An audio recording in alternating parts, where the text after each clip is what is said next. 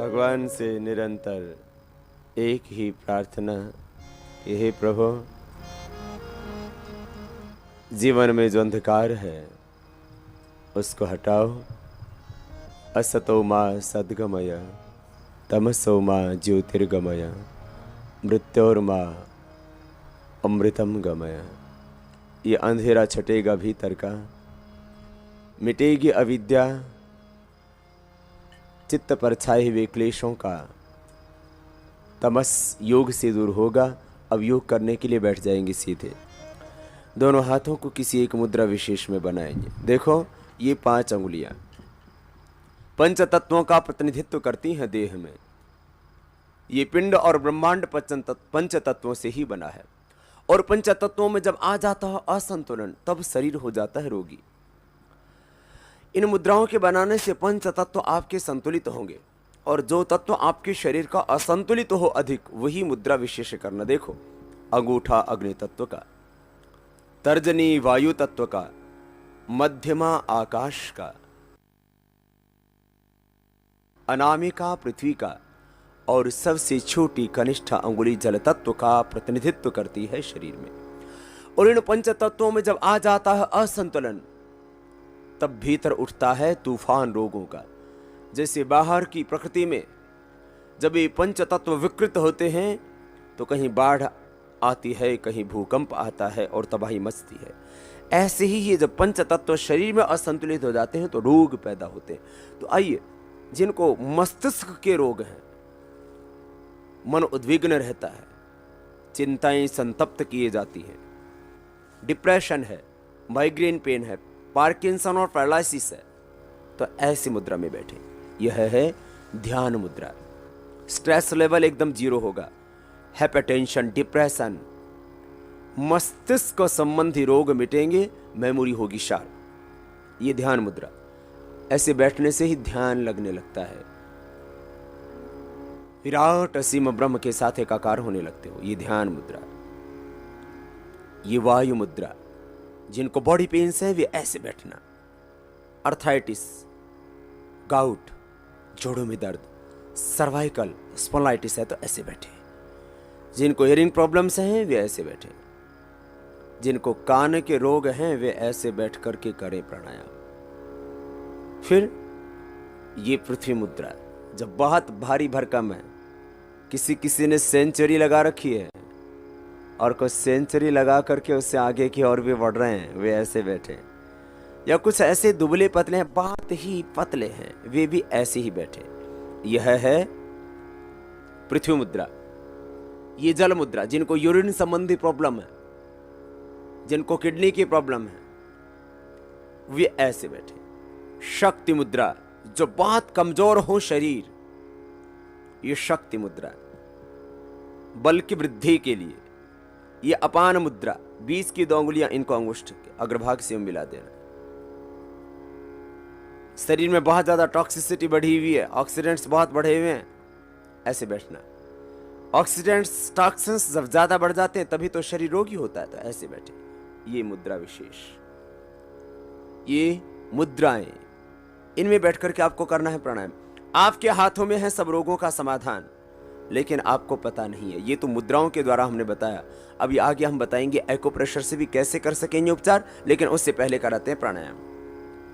किसी भी एक आसन विशेष में बैठे। देखो, दोनों पैर सीधे, दाहिने पैर को उठा करके बाएं पैर पर रख देते हैं और बाएं को उठा करके दाहिने पैर पर रख देते हैं। तो यह होता है पद्मासन। थोड़ा सा कठिन। जिनके शरीर में फ्लेक्सिबिलिटी है वे कर सकते हैं। जिनके शरीर में अभी बहुत अकड़ है उनको दिक्कत होगी। अकड़ तो इन 7 दिनों में हम अच्छी की ढीली कर देते हैं। आप तो देखेंगे खुद कि न तन में अकड़ रहेगी और न ही मन में। दोनों जगह बहुत अकड़। दाहिने पैर को उठा करके बाएं को उठा करके दाहिने पैर पर रखा। यह है पद्मासन। पद्मासन में जो बैठ सके बहुत अच्छी बात है। जो न बैठ सके वे दूसरे आसन में, सिद्धासन में बैठ जाएं। बायां पैर नीचे से लिया, लेफ्ट लेग नीचे और राइट उसके ऊपर से। एड़ी पर एड़ी, टखने पर टखना, पंजा एक दूसरी पिंडली और जंघा के बीच में, दोनों घुटने जमीन पर। ये सिद्धासन, बाएं पैर नीचे दाहिना ऊपर, एड़ी पर एड़ी, टखने पर टखना, पंजा एक दूसरी पिंडली और जंघा के बीच में। लेकिन किसी किसी की ये इतने भारी भरकम है कि पता ही नहीं लगता पंजा कहाँ गया और जंघा कहाँ टिकी हुई है। जिनसे हो सके वो ऐसे बैठ जाएं, और जिनसे ये भी ना हो सके वे सुखासन में बस सीधे बैठ जाएं, और जिनसे यूं नीचे ना बैठा जाए वे चेयर पर बैठ करके भी कर सकते हैं प्राणायाम। आपको अब करवाते हैं प्राणायाम का अभ्यास। प्राणायाम के अभ्यास में दो ही चीजें मुख्य हैं, उनको अभी देखना भी और मेरे साथ में करना भी है। कैसे श्वास भरना और कैसे छोड़ना। जब भरेंगे तब यहां तक भरेंगे, ध्यान दे सामने, आपके सामने जो स्क्रीन से लगी हुई है उनके ऊपर देखना है जरा। काफी बड़ा चित्र वहां आपको दिखेगा, उससे आपको महसूस होगा कि आपको कहां तक श्वास भरना। जब भी भरेंगे माना भस्त्रिका से हम प्राणायाम शुरू करते हैं। कैसे? यूं लंबा गहरा, और आप भी जरा भर के देखना यहीं तक भरा जा रहा है कि नहीं। ये लंबा गहरा श्वास यहां तक भरा, और thoracic breathing up to diaphragm, फेफड़ों में गहरा भरना श्वास, पूरा लंबा श्वास।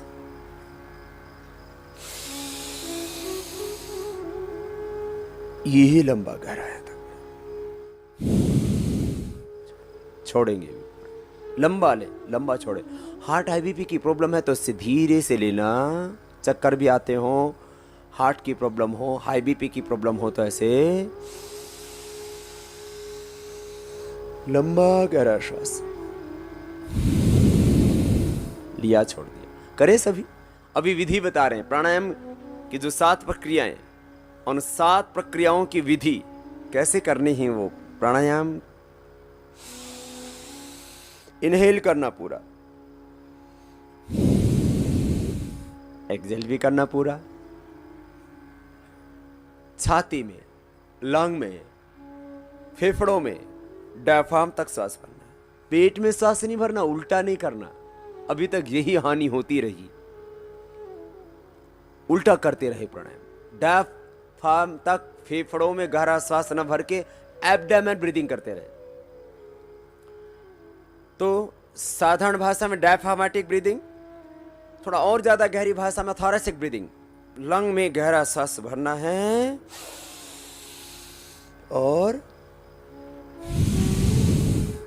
बाहर छोड़ना है।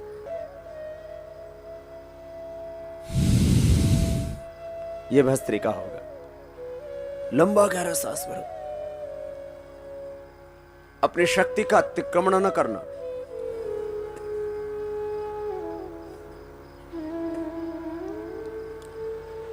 और श्वास भीतर गहरा भरते हुए मन में शुद्ध पवित्र भाव रखना।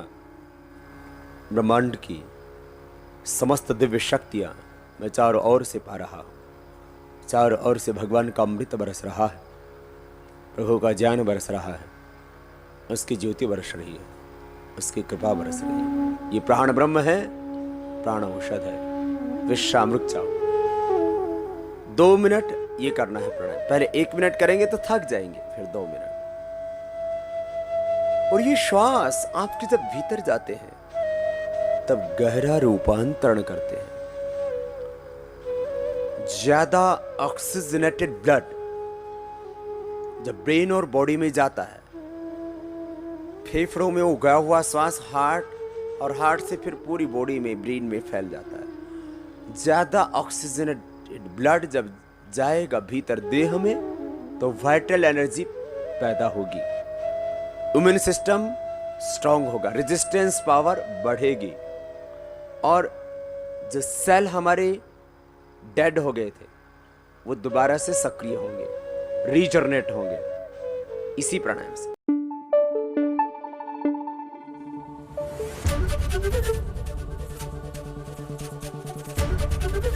एबीपी न्यूज आपको रखे आगे।